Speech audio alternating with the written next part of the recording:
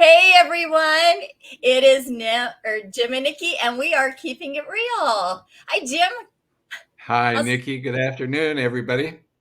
how are you doing on this gorgeous, wet, rainy Pacific Northwestern day? I know but we had a really nice one the other day, and it. Oh, we So did. we're kayak enthusiasts, so we're waiting for that. Yes, we are. So we're going to go ahead and kind of review a little bit what we talked about last time. So last time we were talking about we were going to come under contract. So it's before you got in contract, you're out looking for your house. You finally found the house, and some of the things that we could negotiate on for us brokers, at least on your behalf as a buyer. So we talked about, um, you know, you can negotiate on price, you can negotiate on timelines, you can negotiate on how much earnest money you want to put down, you can negotiate on some of the concessions being paid for. So we talked about that a lot of time, or that last time. And this time we're actually moving ahead, and we're going to go ahead and talk about what happens the minute you go under contract. And what does that mean when we go under contract, Jim? Oh, that means when it's signed around, you've presented an offer to the seller, and they agree. Even if you have some contingencies, you might, however you presented it, but it comes to the place where they finally accepted it all, signs it, and now we're in a legal binding contract.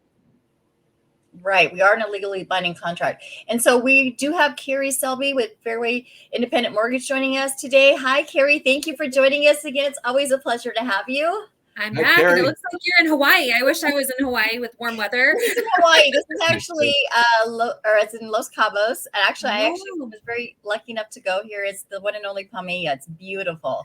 looks But gorgeous. I got to go on a vacation one time there, and yeah, I found a picture. And I said, yes, that's what I want to do today. I want to pretend I'm somewhere warm because it's so rainy and wet and cold, and I have not been able to get warm.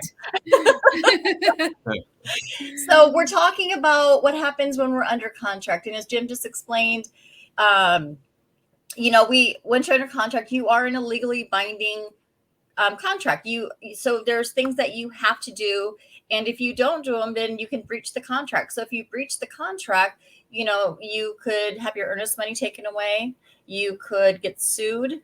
So it's really, really important that once you're under contract, that you are meeting deadlines, and also responding to your team, because there's a lot of different once a contract happens, there's a lot of different moving parts that has to happen.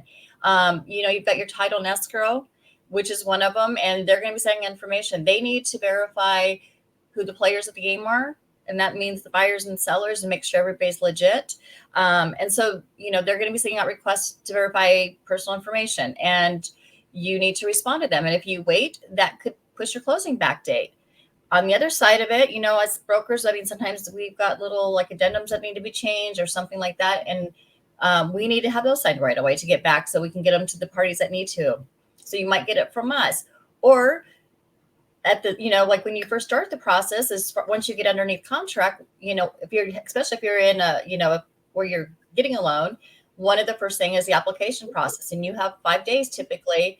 Not always. It depends on what you guys negotiated again, but usually you have 5 days to do the application process. So Carrie, with the application process, do you want to kind of walk us through that on what kind of information you might typically ask for and stuff, and give us some more information on what you want to give us? Absolutely. And, if we're doing things right, then we're going to have all of this stuff done up front, honestly, because before you go out shopping, you want to know how much you are pre-approved for. So if things are going on the right course, then you're definitely going to have your pre-approval done. So we're going to have all of these documents and everything. It's just keeping everything updated throughout the file. And then, like you said, you're going to have earnest money that's going to come into play. There's timing for the inspection process. So definitely we'll need to keep updated pay stubs. We need always the most recent 30 days pay stubs. We need to have at least 2 months current of bank statements. When you get your earnest money and it gets cashed, we're going to ask you for another bank statement, because we need to see the source of where those funds are coming from and that they've actually cleared your account. So we're going to ask for a check of either the money order or the wire that you sent to escrow, and a copy of your bank statement showing those things coming out of your account as well. Perfect. Thank you. That's very helpful. So, like you got to keep that information, and you got to keep that information coming. You can't just go, okay, I gave it to you once and I'm done. So I mean, like if you get a second request, it's like it's not like somebody just saying, "Hey, I'm sending you the duplicate email." It's like, no, it's a second request. You need to give this information. And Exactly. what happens if they don't do that? I mean, like what happens if they blow it off, or I mean, because I know a lot of times, we get ghosted sometimes. Not usually, but you know what I mean. Most people are on it, but sometimes they'll just be like, "Oh, I went on vacation, or I did this," and it's like a week or two later, and I mean, I know we're frantically calling them trying to get the information, but what happens if they don't do stuff like that? What could happen? I mean, how does that affect underwriting? I guess is what I'm trying to ask. It can certainly delay your closing. There is a process. Once I receive a signed around contract, my team and I are going to go to work for you. We're going to have disclosures out within the first 48 hours, and that will go over all of the details of the loan, the property. We're going to talk to title and escrow and order the title to make sure that there are no encroachments on the title, that the report is clean. We need wire instructions from the escrow department. So we're really doing a lot of work behind the scenes. We're going to ask you for your homeowner's insurance policy. We don't need the bound policy. We're going to reach out to the insurance company and get that for you. We just need you to talk to them, get a quote, and bind that policy so we can give them all of our information, because they're going to ask for loan numbers, start dates, our mortgagee clause. So that's all stuff that you're not going to know. So we definitely will do that for you. But we want to have that file in our hands for no more than 72 hours before we're getting the disclosure signed. And then we can get everything ready to our processor. And from there, our processor is going to submit it to underwriting. And we want a decision, some type of approval from our underwriter within the first week of being under contract, so we can keep our timeline really tight to make sure we have an on-time closing. Yeah, from our end, it's so important to hear that. Yeah, no, I mean, even if there's a condition or so, because you just have to your buyer has to supply a couple things, or that there's a little thing you need to do, but you know what you need to work on. Whether it's like you guys are totally good to go, can't wait, you're going to be closing on time, or hey, there is a little bit of a glitch and we need to get this information to make this happen. So, and sometimes the underwriter is going to come back and say that there's a condition that they need because it's a requirement of the loan type, or there might be a time on your pay stub that you didn't work a full 40 hours. So they're going to want an explanation of why. So there's just little things like that the underwriter could condition for. We definitely want to make sure we have time to get those conditions in and get them cleared.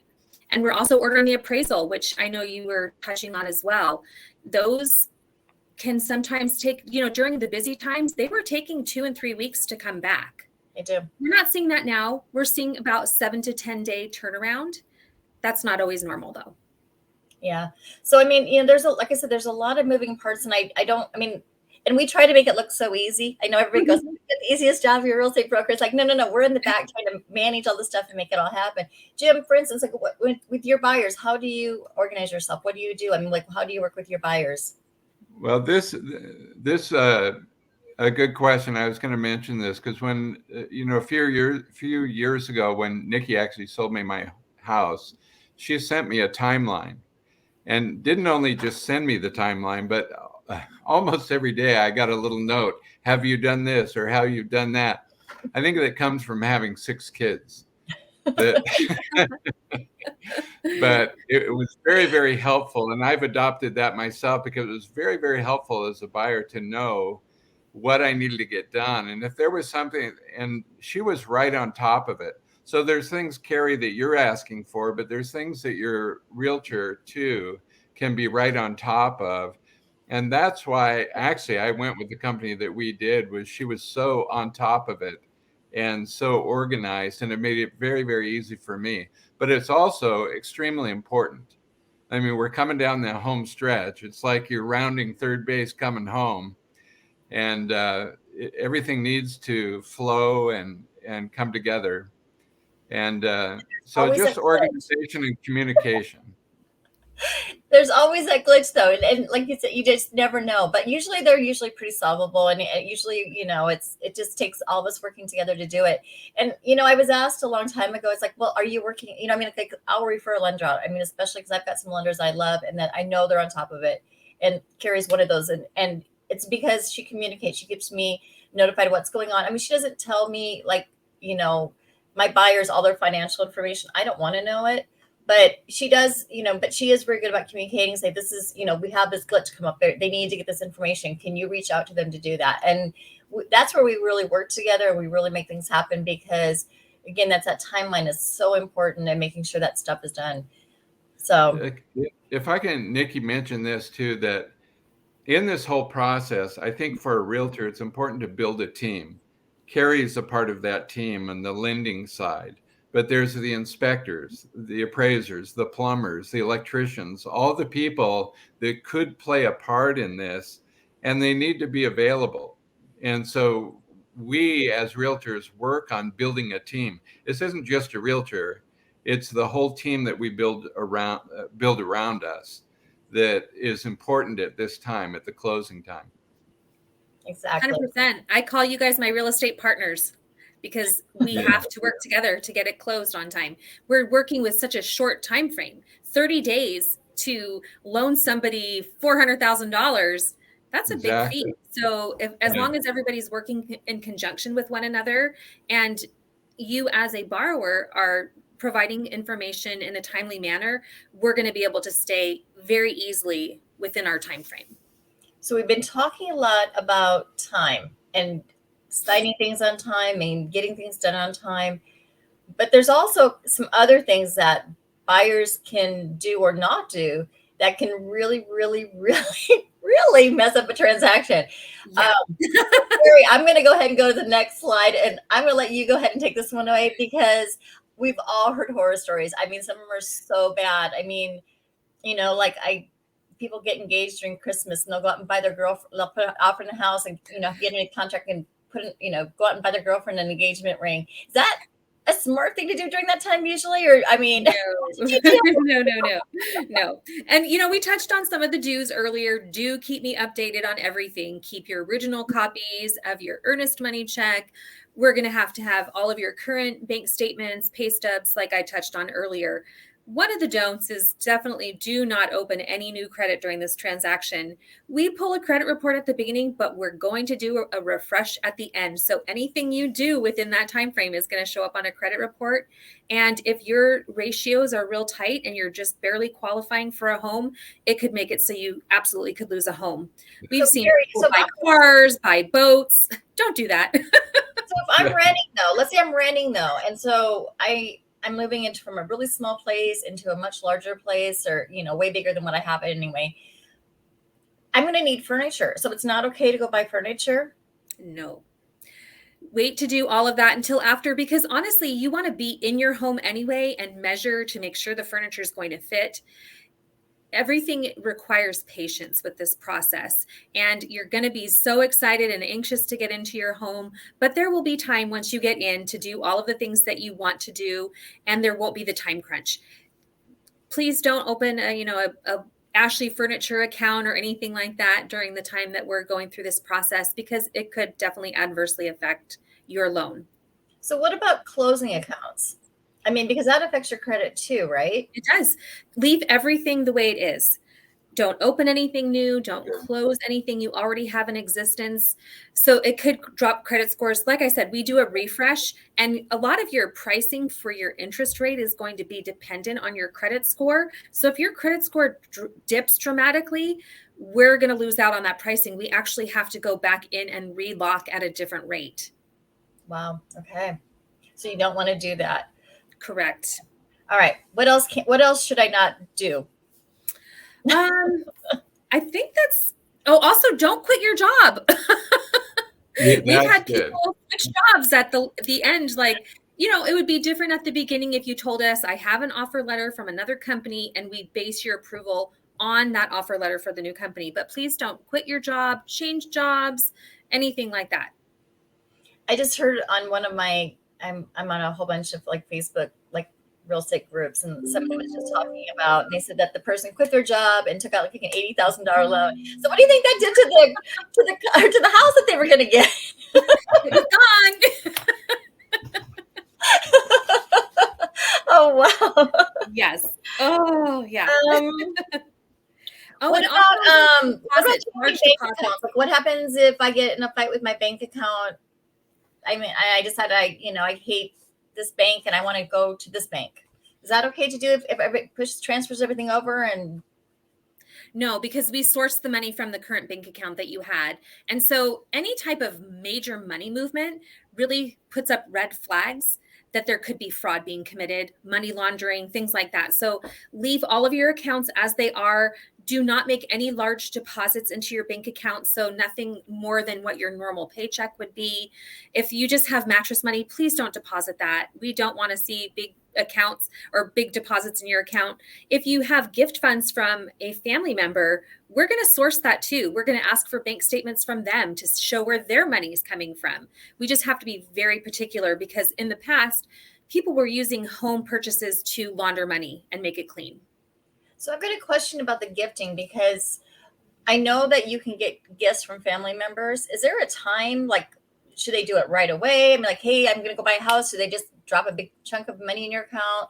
When is the right time to receive gift money? Is there a right time, or does it matter? It really just depends. You can have it done right away. It could be deposited.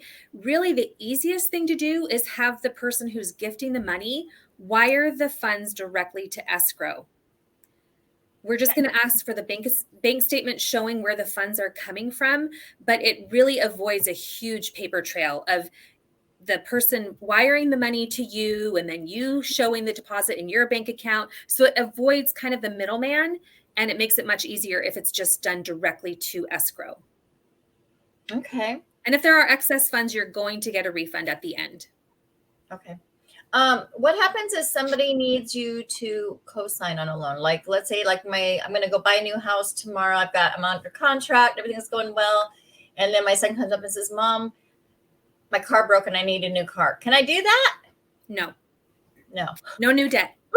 Because even though you are not opening it in just your name, you are still legally obligated for that payment. So if you already are a co-signer on something, say your child needed you to co-sign several years ago, but they've been making those payments solely, we just need to prove that your child is in fact making every single one of those payments by providing cancel checks, bank statements from them, anything like that. Okay. So I got one more question for you. Yeah. So let's say that I'm very, very well qualified, right? So maybe I'm not spending as much as I could. So it really maybe won't affect. I mean, there's times you can still do some of that stuff, but what would be your best advice if you have any questions about when to do it, when you can or can't do it? Because I mean, normally we're saying you can't do it. Just don't do it because it changes so much stuff. But I know I've heard that there are times where people have been able to do stuff like that. So what would Well, absolutely. If you have the money in the bank and making sure that you continue to keep your down payment and closing costs in a bank account, they're not going to nickel and dime every single expense that you have. They definitely just don't want to see majorly large purchases that can't be justified. Okay. There's got to be some type of explanation behind what you're doing. If you do have the funds and you are purchasing a new refrigerator and washer and dryer for your home, that's a normal expense. We're just asking you not to use credit, open new credit in order to buy those, or even run up your current credit card and make your balances higher, which could then make your monthly payment higher and affect your debt to income ratios. So if you have any questions, you should always call your lender. I always say that. Anything has to do with lending, call your lender, talk to your lender about it, because they will tell you, oh God, don't do that. Or, yeah, you could probably do it, but do it this way, not that way. Oh, seriously. I had one of my clients who was building a home. So the process was like 10 months long. She moved to a new place from overseas and needed a car. She had me on the phone with the car dealership talking about how they're pulling her credit, what she's qualified for, what payment she would actually be able to afford. So definitely call me. I'm happy to answer any questions. I never want to put you into a situation that is going to make you so you no longer qualify for your loan. Perfect. Okay. So that's all I have for today on this. I know that we're going to bring in a home inspector hopefully next week, and then an appraiser the following week. I would like to get a title and escrow person. So if you're a title and escrow person that I know watching this, if you want to volunteer, you know who reach out to. So we're going to go through those in the next couple weeks. As far as the end of the process, so I'm kind of going back here, tracking just a little bit though. So like I said, we're going to go into some of the appraisal parts and the home inspection, which is kind of in the midst of all that too. Do you want to talk a little bit about like what does an underwriter do? I mean, like when they get there, like, let's talk about that. Cause I think that was kind of like my last point for today is like, just, you're getting on all the information and then the underwriters you go through the processing and they say, okay, everything looks good. And then you give it to the underwriter. This is my understanding, right? Mhm. Correct me if I'm wrong. Then it gets to the underwriter and then the underwriter is going through and making sure that there's no other conditions, right? Yes. So every single loan type is going to have different criteria for qualifying. And so the underwriter is really going through all of the documentation that we have provided. They're combing through your bank statements, making sure that there aren't those big deposits. They're rechecking everything that we do, but they're also making sure that we meet all of the loan criteria for whichever loan program you specifically have. Perfect. So we'll leave it at there and then we'll go through the other little parts in between kind of with other pieces and stuff. And then we'll tie it all together up in about 4 weeks. Before we let you go today, Carrie, one quick question. Yes. How are rates doing right now? I keep hearing some good news, I think, out there. And I know I've gotten a lot more calls lately. So. Yeah, today was actually a pretty good day in the market. And there's a level that we're just waiting for it to hit below that level. And that's really going to open things up. It's called the Fibonacci level. And we're so close. We're so close today to actually falling beneath that. What does that mean? Number that we need. It's called Fibonacci. I know. What does it mean exactly?